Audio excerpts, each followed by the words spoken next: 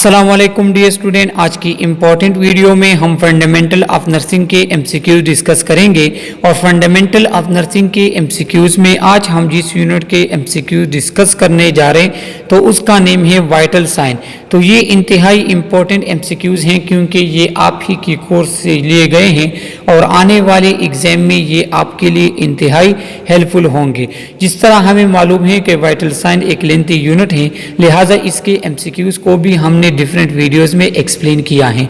इसके पहले 2 videos MCQs के मेरे चैनल पे मौजूद हैं और आज हम इसके वीडियो 3 के 15 इंपॉर्टेंट एमसीक्यूज डिस्कस करेंगे। तो चलो स्टार्ट कर लेते हैं वाइटल साइंस के एमसीक्यूज को।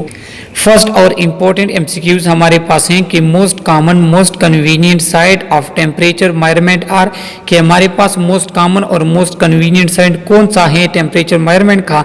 तो करेक्ट ऑप्शन हमारे पास है ए, ओरल। इंतहाई इंपॉर्टेंट एमसीक्यूज।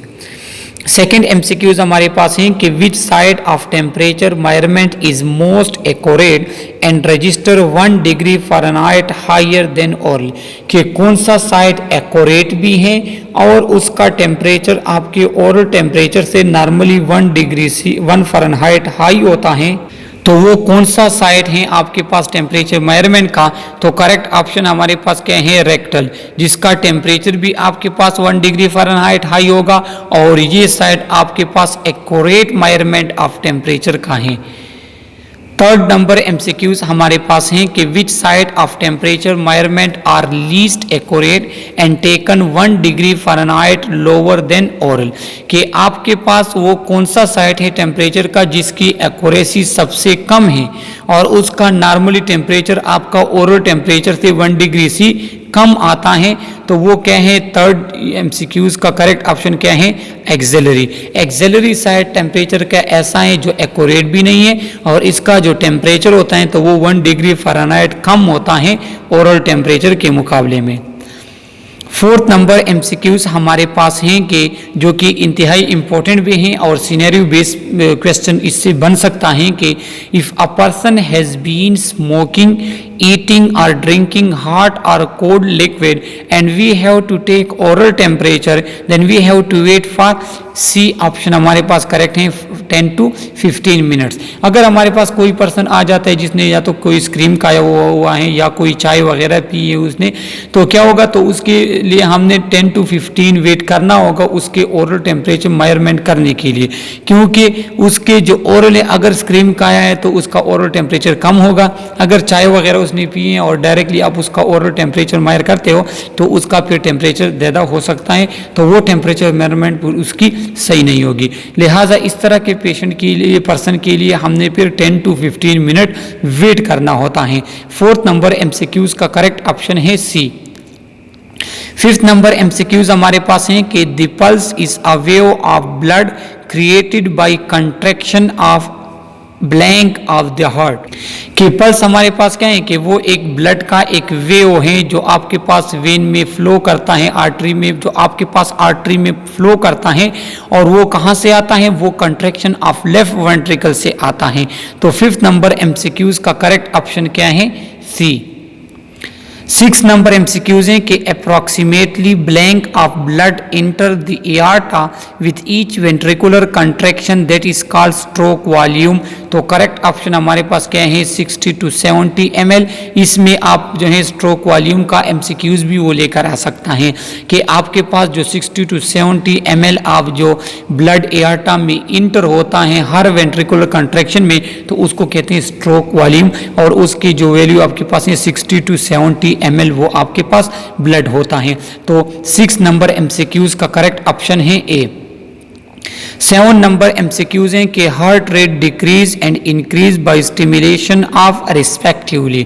सी ऑप्शन हमारे पास करेक्ट है कि अगर आपके पास पैरासिम्पैथेटिक नर्वस सिस्टम स्टिमुलेट होता है तो हार्ट रेट आपका डिक्रीज होगा, और अगर आपके पास सिंपैथेटिक नर्वस सिस्टम स्टिमुलेट होता है तो आपके पास हार्ट रेट है वो इंक्रीज होगा। तो ये आप एमसीक्यूज के लिए याद रख ले कि पैरासिम्पैथेटिक जो क्या करेगा उसको डिक्रीज करेगा, सिंपैथेटिक उसको इंक्रीज करेगा। 7th नंबर एमसीक्यूज का करेक्ट ऑप्शन है सी। 8 नंबर MCQs हमारे पास हैं कि the quantity 70 ml for an average adult of blood force out of left ventricle during each contraction is called. तो करेक्ट ऑप्शन हमारे पास क्या है? ए, stroke volume.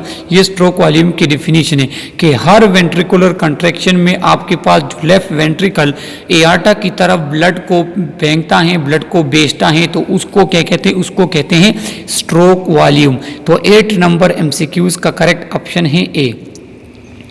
9th number MCQs हमारे पास हैं कि the number of pulsing sensation occurring in 1 minute is called pulse rate. 1 minute में आपके पास जितने पल्स जो हैं वो फील होते हैं उसको हम क्या कहते हैं? उसको हम पल्स रेट कहते हैं। 10th नंबर MCQs हमारे पास हैं कि the volume of blood pumped by heart during 1 minute is called. 1 minute में आपका हार्ट जितना वॉल्यूम पंप करता है उसको क्या कहते हैं? ए ऑप्शन हमारे पास करेक्ट है, कार्डियक आउटपुट, जो 1 मिनट के दौरान होगा। और जो एक कंट्रैक्शन के में जो वो आपके पास ब्लड को जो है वो भेजता है उसको फिर क्या कहते हैं? उसको स्ट्रोक वॉल्यूम कहते हैं। और कार्डियक आउटपुट हमारे पास बराबर है pulse rate multiplied by stroke volume. तो 10th नंबर MCQs का करेक्ट ऑप्शन क्या है? ए। 11 नंबर MCQs हैं कि a number of pulses or beats per minute is called. कि आपके पास नंबर ऑफ पल्स या नंबर ऑफ बीट्स 1 मिनट में, इसको क्या कहते हैं? इसको हार्ट रेट भी हम कहते हैं और पल्स रेट भी कहते हैं। करेक्ट ऑप्शन आपके पास क्या है? बोथ। कि आपके पास 1 मिनट में जितने पल्स होंगे या जितने हार्ट बीट होंगे उनको या तो हम हार्ट रेट कहेंगे या उनको हम पल्स रेट कहेंगे। तो 11 नंबर MCQs का करेक्ट ऑप्शन क्या है? सी। 12 नंबर MCQs हमारे पास हैं कि the strength of pulse when the heart contract is called. कि आपका जो हार्ट कॉन्ट्रैक्ट होता है उसके दौरान पल्स की जो स्ट्रेंथ है उसको क्या कहते हैं? पल्स स्ट्रेंथ भी कहते हैं, उसको पल्स वॉल्यूम भी कहते हैं, उसको पल्स फोर्स भी कहते हैं। अगर तेज़ी के साथ सही तरीके के साथ कॉन्ट्रैक्ट होते हैं तो पल्स वॉल्यूम भी ज़्यादा होगा, पल्स स्ट्रेंथ भी ज़्यादा होगी और पल्स फोर्स भी ज़्यादा होगा। तो करेक्ट ऑप्शन हमारे पास क्या है? D, all of the above. 13 MCQs हमारे पास हैं कि a pulse with an irregular rhythm is known as. कि आपके पास वो पल्स जिसकी रिदम क्या है? जिसकी रिदम आपके पास इर्रेगुलर है तो उसको हम क्या कहते हैं? उसको हम एरिथमिया कहते हैं या उसको हम डिसरिथमिया कहते हैं। क्योंकि जब इर्रेगुलर होगी इसका मतलब ये होगा कि आपको डिफ़िकल्टी हो रही है ना आपकी रिदम में, तो इस तरह के को हम क्या कहते हैं? इसको हम डिसरिथमिया या कहते हैं या एरिथमिया कहते हैं। कि डिफ़िकल्टी इन रिदम अगर है तो उसको फिर हम डिसरिथमिया कहेंगे, और अगर एब्सेंस उसमें कहीं पे आ जाता है तो उसको फिर हम एरिथमिया कहेंगे। और इन दोनों को इर्रेगुलरिटी जो रिदम में हो तो इन दोनों को कंबाइनली हम जो है ना ये दो कह सकते हैं। तो करेक्ट ऑप्शन हमारे पास क्या है? C option. अगर डिफिकल्टी होगी तो ये करेक्ट होगा, एब्सेंस होगा तो ये करेक्ट होगा, इर्रेगुलर रिदम है तो ये दोनों आपके पास करेक्ट हैं। 14 नंबर MCQs हमारे पास हैं कि a pulse that is located away from the heart that is assist by finger like in the foot और रिस्ट इज कॉल्ड। कि वो पल्स जो आपके पास आपके हार्ट से पेरिफेरल एरियाज पे होता है जिसको आप फिंगर टिप के थ्रू मेजर करते हैं तो उसको क्या कहते हैं?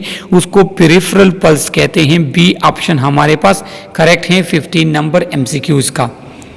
15 और लास्ट MCQs है हमारे पास इस वीडियो का कि the apical pulse that is located at the apex of heart is called. जो आपके पास एपिकल पल्स है जो हार्ट के एपेक्स पे आपके पास होता है वहाँ पे हम इसको फील करते हैं तो उसको सेंट्रल पल्स भी कहते हैं, पॉइंट ऑफ मैक्सिमल इम्पल्स भी कहते हैं। करेक्ट ऑप्शन हमारे पास क्या है? बोथ। कि आपके पास जो एपिकल पल्स जो हार्ट के एपेक्स पे लोकेटेड होता है इसके लिए ये दोनों नेम्स आपके पास क्या है? यूज होते हैं। तो 15 और लास्ट MCQs का करेक्ट ऑप्शन क्या है? सी।